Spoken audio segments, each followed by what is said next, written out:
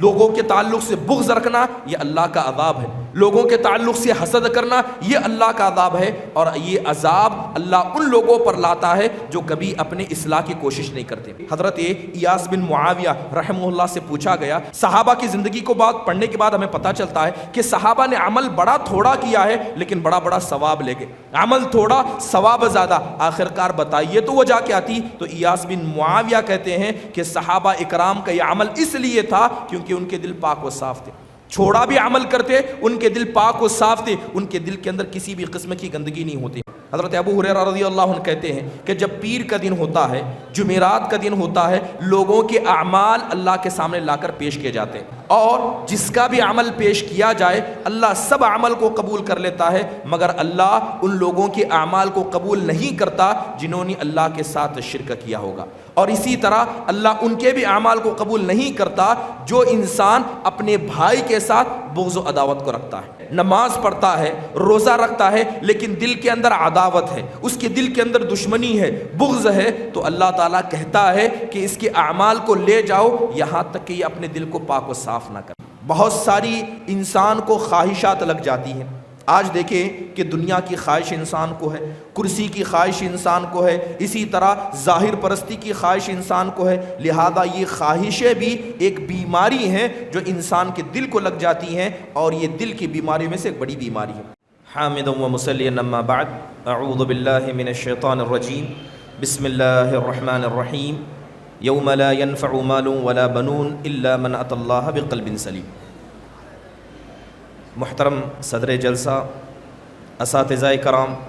معزز علماء کرام، عمائدین جماعت و جمعیت اور برادران اسلام، میں نے آیت کریمہ پڑھی۔ اللہ سبحانہ و تعالیٰ ارشاد فرماتے ہیں کہ یوم لا ينفع مال ولا بنون الا من اتى اللہ بقلب سلیم۔ اللہ سبحانہ و تعالیٰ نے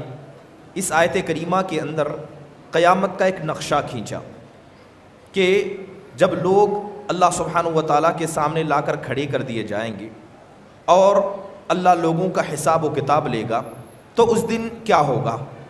اللہ سبحانہ و تعالیٰ کہتے ہیں کہ یوم لا ينفع مال ولا بنون، کہ اس دن نہ کسی کا مال کام آئے گا، نہ کسی کی اولاد اسے فائدہ دے گی۔ اس دن انسان نے اپنے مال سے جو کچھ کیا ہوگا نہ وہ مال اسے فائدہ دے گا، نہ اس کی اولاد اسے فائدہ دے گی، الا من اتى اللہ بقلب سلیم، مگر وہ انسان کامیاب ہوگا جو اللہ سبحانہ و تعالیٰ کے پاس صاف ستھرا دل لے کر آئے۔ برادران اسلام، جیسے کہ آپ جانتے ہیں کہ دل یہ اسلام کے اندر بڑی اہمیت کا حامل ہے۔ کچھ اعمال اسلام کے ایسے ہیں جسے انسان اپنے جسم سے ادا کرتا ہے، انہی ظاہری اعمال کو ہم اسلام کہتے ہیں، لیکن اس کے بعد اسلام کے اندر کچھ ایسے اعمال ہیں جنہیں دل کے اعمال کہا جاتا ہے، اور یہ زیادہ اہمیت کے حامل ہیں اور زیادہ ضروری ہوتا ہے کہ انسان اس میں کبھی کوتا نہ ہو۔ اب جو دل کے اعمال ہوتے ہیں انہی دن کے اعمال کے اندر ایک عظیم دل کا عمل یہ ہے کہ انسان اپنے دل کو پاک و صاف رکھے۔ اب سوال یہ ہے کہ انسان کن چیزوں سے اپنے دل کو پاک و صاف رکھے۔ سب سے پہلی چیز ہے کہ انسان کو اپنے دل کو پاک و صاف رکھنا چاہیے اسلام کے تعلق سے۔ ابھی آپ کے سامنے بتایا گیا کہ یہ جو دور ہے یہ فتنے کا دور ہے، انسان کو فتنوں میں مبتلا کیا جا رہا ہے، اور سب سے بڑا فتنہ اگر اس دور کے اندر کوئی ہے تو وہ اسلام کے تعلق سے شکوک و شبہات کو لوگوں کے سامنے لا کر رکھ دینا ہے۔ بہت ساری تنظیمیں یا بہت سارے گروہ ایسے ہیں جو چاہتے ہیں کہ مسلمان بس مسلمان نہ رہیں، مسلمان اپنے دین سے دور ہو جائیں، وہ مسلمانوں کو اپنے دین میں داخل کروانا نہیں چاہتے، نہ وہ چاہتے ہیں کہ مسلمان ان کی جماعت میں شامل ہو، بس مسلمان اپنی شناخت کو کھو دیں۔ برادران اسلام، جب بات ایسی ہے کہ اگر انسان کو اس کے دین کے مسئلے میں شک و شبہات کے اندر داخل کر دیا جائے تو یاد رکھیں یہ دل کی ایک بہت بڑی بیماری ہے، اور جس شخص کو اللہ کے رسول صلی اللہ علیہ وسلم یا اللہ سبحانہ و تعالیٰ کی نازل کردہ کسی ایک آیت یا ایک حدیث کے مسئلے میں ادنا بھی شک انسان کے دل میں آ جاتا ہے تو وہ انسان سیدھے اسلام سے نکل جاتا ہے۔ تو سب سے پہلا مرض جو انسان کے دل کو لگتا ہے جو انسان کے دل کو فاسد اور خراب کر دیتا ہے وہ اسلام کے تعلق سے شکوک و شبہات ہے۔ تو ہر مومن اور مسلمان کو چاہیے کہ سب سے پہلے اس قسم کے شکوک و شبہات سے اپنے دل کو پاک رکھے۔ دوسری چیز، بہت ساری انسان کو خواہشات لگ جاتی ہیں۔ آج دیکھیں کہ دنیا کی خواہش انسان کو ہے، کرسی کی خواہش انسان کو ہے، اسی طرح ظاہر پرستی کی خواہش انسان کو ہے، لہذا یہ خواہشیں بھی ایک بیماری ہیں جو انسان کے دل کو لگ جاتی ہیں، اور یہ دل کی بیماریوں میں سے ایک بڑی بیماری ہے۔ تیسری بیماری جو انسان کے دل کو لگ جاتی ہے، یا اسلام نے جسے دل کی بیماری کے نام سے تعبیر کیا ہے، وہ گناہ ہیں۔ بہت سارے گناہ ہیں، جیسے مثال کے طور پر بدگمانی کرنا، حسد کرنا، کینہ،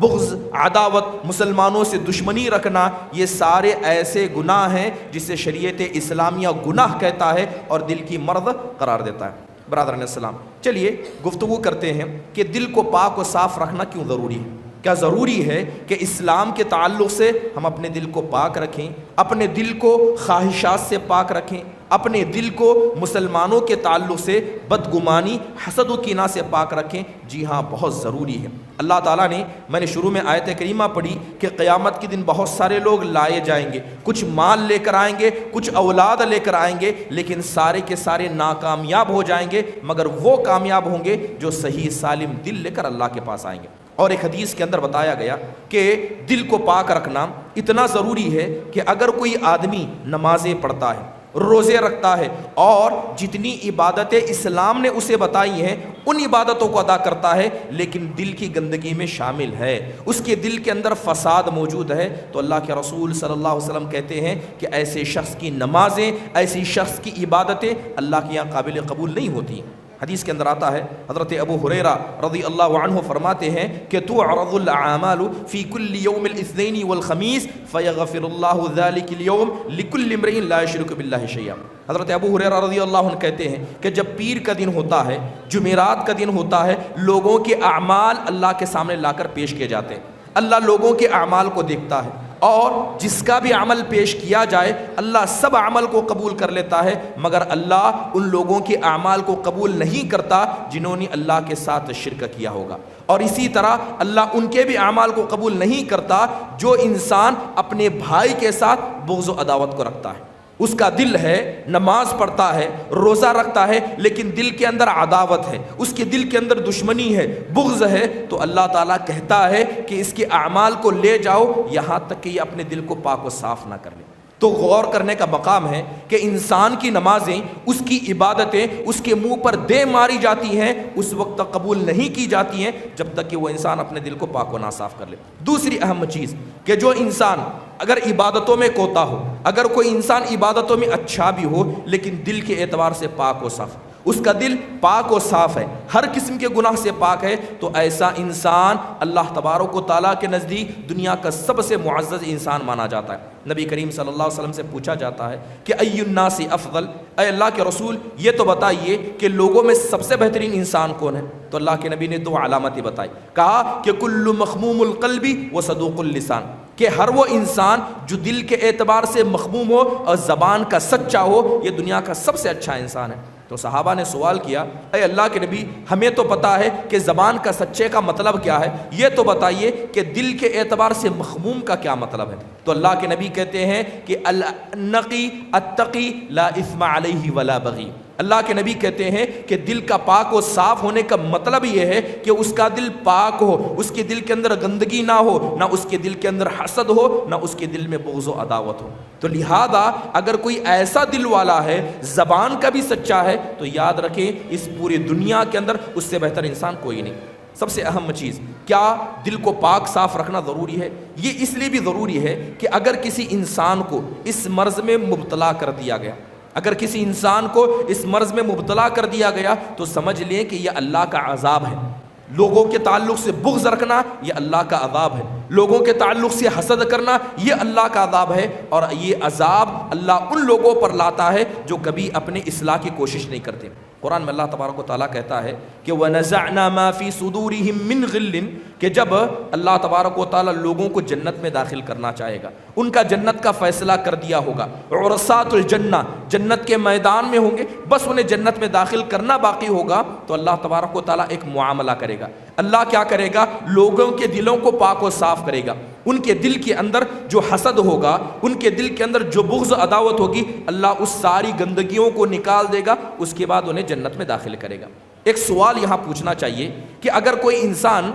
دل کے اندر حسد کو لے کر جنت میں داخل ہوگا تو کیا نقصان ہوگا؟ اگر دل کے اندر حسد ہے، جو چیز وہ مانگے گا اسے مل جائے گی. تو اگر دل کے اندر حسد ہو، دل کے اندر بدگمانی ہو، اسے لے کر وہ جنت میں جائے گا تو کیا نقصان ہوگا؟ مفسرین کہتے ہیں کہ جو انسان ان دل کی بیماریوں میں مبتلا ہوتا ہے، حقیقت میں یہ اللہ کا عذاب ہوتا ہے. اور جنت میں اللہ کسی کو عذاب نہیں دیتا. جنت میں اللہ کسی کو عذاب نہیں دیتا. یہ جنت صرف اللہ کی نعمتوں کی جگہ ہے. اس لیے اللہ تبارک و تعالیٰ دل سے ان ساری چیزوں کو نکال کر لوگوں کو جنت میں داخل کرے گا. حدیث بڑی مشہور ہے کہ ایک صحابی رسول مسجد کے اندر داخل ہوتے ہیں. اللہ کے نبی کہتے ہیں کہ ابھی تمہارے پاس ایک جنتی شخص آئے گا. صحابہ سارے دروازے کی طرف دیکھنے لگے کہ وہ کون صحابی ہوں گے جن کو اللہ کے نبی نے جنت کی بشارت دی. ایک صحابی بائیں ہاتھ میں جوتا پکڑ کر داڑھی سے جو پانی ٹپک رہا تھا اسے جھڑاتے ہوئے مسجد میں داخل ہوتے ہیں. اللہ کے نبی صلی اللہ علیہ وسلم نے خوشخبری دی کہ یہ جنتی ہے. دوسرا دن ہوا، اللہ کے نبی نے کہا کہ ابھی تمہارے پاس ایک جنتی آئے گا، اور دوسرے دن بھی وہی صحابی آئے. تیسرے دن اللہ کے نبی نے کہا کہ ابھی ایک جنتی آئے گا، اور وہی صحابی آئے. حضرت عبداللہ بن عمرو بن عاص کو بڑی یہ خواہش محسوس ہوئی کہ میں پتہ کروں کہ اللہ کے نبی نے تین مرتبہ اس شخص کو جنتی قرار دیا اور تینوں مرتبہ یہی انسان آیا. خواہش پیدا ہوئی کہ میں پتہ کروں کہ انسان آخرکار عمل کیا کرتا ہے. ہمارے ساتھ نماز پڑھتا ہے، ہم جیسا روزہ رکھتے ہیں ویسا رکھتا ہے، تو لہذا کوئی بہانہ کر کے ان کے گھر میں داخل ہو گئے. 3 دن تک ان کے گھر میں رہے. تو دیکھتے ہیں کہ وہ رات میں تہجد نہیں پڑھتے، وہ رات میں زیادہ عبادتیں نہیں کرتے، جبکہ حضرت عبداللہ بن عمرو بن عاص رات بھر عبادت کرتے تھے. لہذا آخر پریشان ہو گئے اور جا کر سارا معاملہ اس انصاری صحابی سے بیان کر دیا کہ میں تمہارے گھر میں اس مقصد کے خاطر آیا تھا، بتانا تو کہ وہ کون سا عمل ہے جس کی وجہ سے تم اپنے دل میں امید رکھتے ہو کہ اس عمل کی وجہ سے اللہ کے نبی صلی اللہ علیہ وسلم نے یہ خوشخبری تم کو دی ہوگی. تو صحابی کا جواب سنیے. وہ کہتے ہیں کہ جب میں اپنے بستر پر جاتا ہوں تو سب سے پہلے اپنے دل کو پاک کر لیتا ہوں. کسی مسلمان سے اگر کوئی غلطی ہو گئی ہے اسے معاف کر دیتا ہوں، اور میں اللہ سے کہتا ہوں کہ اے اللہ میں نے سارے لوگوں کو معاف کر دیا، میرے دل کے اندر کسی کے تعلق سے کوئی بدگمانی نہیں، میرے دل کے اندر کسی کے تعلق سے کوئی عیب نہیں. تو حضرت عبداللہ کہتے ہیں کہ یہی وہ نیکی ہے جس کی وجہ سے اللہ کے نبی صلی اللہ علیہ وسلم نے تم کو جنت کی بشارت دی. برادران السلام، یہی وجہ ہے کہ انبیاء علیہ الصلوۃ والسلام، آپ جانتے ہیں کہ انبیاء علیہ الصلوۃ والسلام کی زندگی ہمارے لیے نمونہ ہے. انبیاء نے سب سے پہلے جو کام اپنی قوم والوں کے تعلق سے کیا وہ اپنے دل کو پاک رکھا. آپ سوچ کر رکھیں کہ ابھی اگر نبی کے دل میں کسی قسم کا حسد ہوتا، آسمان سے فرشتے آتے اور فرشتے آ کر کہتے اے اللہ کے نبی آپ حکم دیں ان مکہ والوں کو ہم پہاڑوں میں دبوچ دیں، ان طائف والوں کو ہلاک کر دیں. ابھی آپ نے سنا کہ نبی صلی اللہ علیہ وسلم سے کہا گیا کہ آپ بد دعا کیجیے. اگر نبی کے دل میں اتنی بھی برائی ہوتی، اتنا بھی حسد ہوتا، ہاتھ اٹھا کر بد دعا کر دے، قوم ہلاک و برباد ہو جاتی. اللہ کے نبی صلی اللہ علیہ وسلم حضرت عائشہ کے پاس بیٹھے ہوئے، حضرت عائشہ بڑے پیار سے سوال کرتی ہیں اے اللہ کے رسول یہ تو بتائیے کہ جس دن احد کا مقام تھا آپ کے دانت شہید ہو گئے، آپ کا چہرہ زخمی ہو گیا، کیا اس سے بھی کبھی برا دن آپ کی زندگی میں آیا ہے؟ تو اللہ کے رسول صلی اللہ علیہ وسلم کہتے ہیں کہ ہاں اس سے بھی برا دن میری زندگی میں آیا. یہ وہ دن تھا جب میں طائف والوں کے پاس گیا تھا. ان لوگوں نے میری بات کو مانا نہیں، اپنے اوباش بچوں کو میرے پیچھے لگا دیا، یہاں تک کہ انہوں نے مجھے پتھر مارے اور مجھے ذلیل و رسوا کیا. اللہ کے نبی صلی اللہ علیہ وسلم کہتے ہیں کہ اس وقت اللہ تبارک و تعالیٰ نے فرشتہ بھیجا. فرشتہ آ کر کہتا ہے کہ آپ حکم دیں تو پہاڑ کے بیچ میں ان کو ہم پیس کر رکھیں. آپ دیکھیں کہ نبی کا دل کتنا پاک تھا. اللہ کے نبی صلی اللہ علیہ وسلم کے سامنے بس فرشتہ ہے کہ آپ کے حکم کی تعمیل کریں. اللہ کے نبی کہتے ہیں کہ یہ نہیں تو ہو سکتا ہے ان کی آنے والی نسلیں مسلمان ہوں گے. انہوں نے مجھے مارا لیکن پھر بھی میرے دل میں کوئی ان کے لیے شکوہ نہیں ہے، انہوں نے مجھے رسوا کیا لیکن پھر بھی میرے دل میں کوئی ان کے لیے تکلیف نہیں ہے. سبحان اللہ، کتنا پاک و صاف دل انبیاء علیہ الصلوۃ والسلام کا تھا.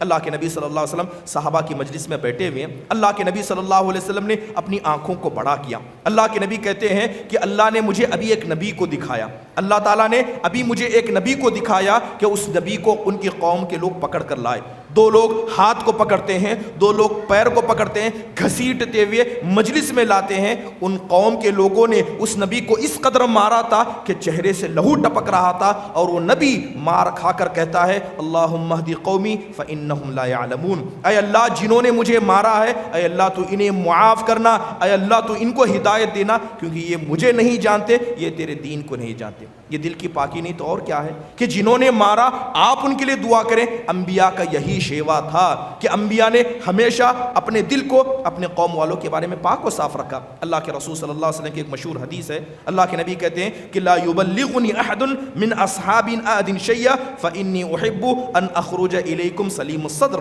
اللہ کے نبی صلی اللہ علیہ وسلم فرماتے ہیں کہ جب کوئی آ کر کسی صحابی کی شکایت میرے سامنے کرتے ہیں، میں شکایت کو سن لیتا ہوں، لیکن جب گھر میں داخل ہو کر گھر سے باہر نکلتا ہوں تو میں کوشش کرتا ہوں کہ جس صحابی کی شکایت میرے سامنے کی گئی اس کو معاف کروں اور اس کے تعلق سے دل میں اتنی بھی بدگمانی نہ رکھوں۔ علامہ مبارک پوری رحم اللہ فرماتے ہیں کہ اللہ کے نبی دیکھیے کہ گھر میں داخل ہونے سے پہلے شکایت کی گئی، آپ نے اس شکایت کو سنا، لیکن جب گھر سے باہر نکلتے ہیں تو آپ اپنے دل کو پاک و صاف کرتے ہیں، کیونکہ اللہ کے نبی یہ ٹریننگ کر رہے تھے، اپنے دل کو بتا رہے تھے، سکھا رہے تھے، کیونکہ ایسا نہ ہو کہ اچانک اللہ کا بلاوا آ جائے اور میرے دل کے اندر کسی صحابی کے بارے میں اتنی بھی شکایت موجود ہو۔ اللہ کے رسول صلی اللہ علیہ وسلم اس طرح کا تعامل کیا کرتے تھے۔ برادران اسلام، یہی وجہ ہے کہ حضرت ایاس بن معاویہ رحمہ اللہ سے پوچھا گیا کہ ہم نے صحابہ کی زندگیوں کو پڑھا، صحابہ کی زندگی کو پڑھنے کے بعد ہمیں پتہ چلتا ہے کہ صحابہ نے عمل بڑا تھوڑا کیا ہے لیکن بڑا بڑا ثواب لے گئے،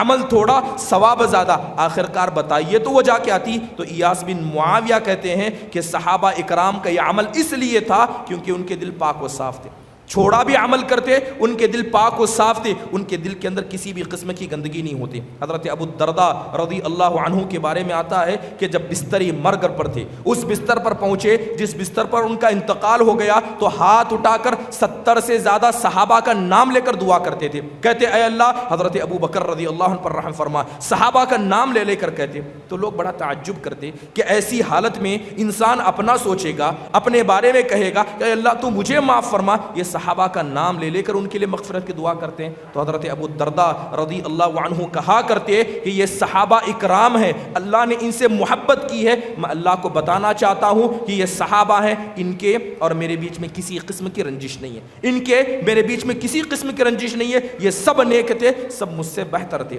تو آپ دیکھیں کہ کس طرح کا بہترین نمونہ حضرت ابو الدرداء رضی اللہ عنہ نے ہمارے سامنے پیش کیا۔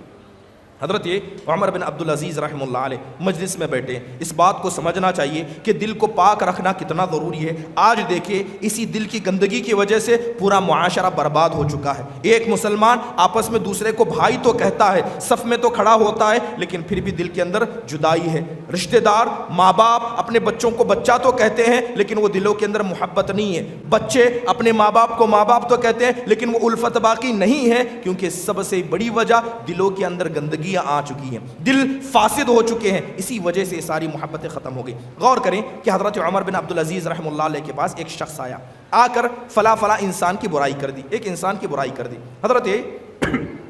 عمر بن عبدالعزیز رحمہ اللہ علیہ نے اس انسان کو بڑی مجلس میں بلایا اور کہا کہ دیکھو اب میں تمہارے مسئلے پر غور کروں گا، جس انسان کی شکایت تم نے میرے سامنے لا کر کی، اگر تم اس مسئلے میں جھوٹے ہو، جس کی شکایت تم نے کی اگر تم جھوٹے ہو تو تم الزام لگانے والوں میں سے ہو، تم وہ فاسق و فاجر ہو جو جھوٹی باتیں لا کر میرے سامنے کہتا ہے، اور اگر مان لو کہ جو تم نے شکایت کی اگر سچے بھی ہو تو تم چغل خور ہو۔ اب بتاؤ تم کو الزام لگانے والے کی سزا دوں یا تم نے جو سچ کہا ہے اس مسئلے میں تم کو چغل خور کی میں سزا دوں؟ اب بتاؤ تمہارا کیا فیصلہ کروں؟ سبحان اللہ، کتنا بہترا تعامل